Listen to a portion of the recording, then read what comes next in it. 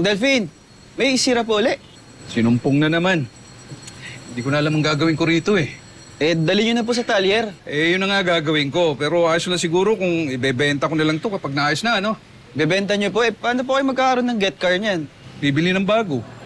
Nagulat ka, no? Eh, nangutang kasi ako sa kapatid ko sa Saudi. Opo. Eh, bukas daw pwede na makuha ang pera sa bangko eh. Teka, may gagawin ko pa bukas. Wala naman po. Pwede bang samahan mo ako sa bangko? Yung kasing anak ko eh, hindi maaasahan eh. Tsaka, hindi ako masyado marunong sa mga ganyan eh. Baka mamaya eh, Englishin ako ng mga, yun eh, hindi ako makasagot. Eh, ikaw sigurado, magaling ka sa Inglesan, ano? Of course I am. Marunong nga po mag-English kahit... Ayos! Ayos! Eh, magkano po ba ipapadala sa inyo ng kapatid nyo? 1,000,000? 1 million pesos? Holy cow!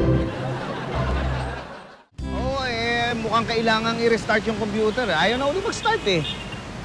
Hindi, sige, sasend ko na lang sa inyo yung location.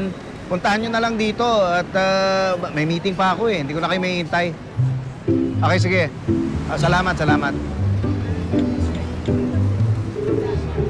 Hello, Robert. Puntahan mo nga ako dito. Okay, sir. Start po. Dito ako sa... hindi, sige. Di bali na. Okay na, ako na bahala.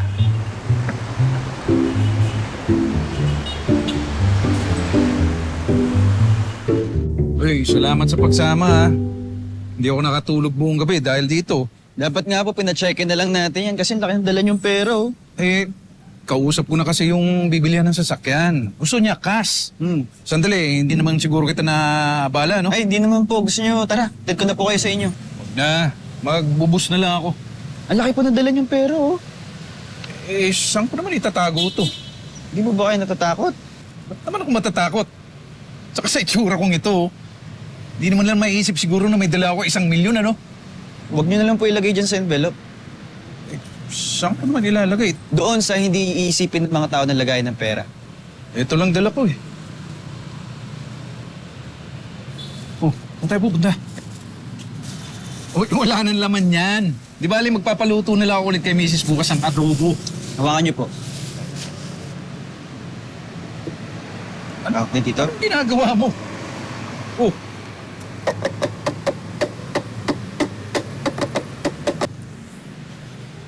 May pamunas ka? Tita? ito. Yung, sakto. Ano pa yan? Sorry, Tito, pinahid ko na. Anong gagawin mo? Basta. Eh, tapo na yan. Ito, pawak. Ba?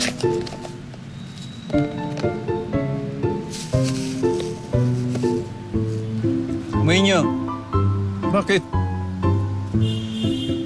Oh, di ba mas amoy adobo kaysa pera? Galing mo talaga. Manang-mana ka sa tatay mo eh. Sabi ko sa inyo, Tito, eh.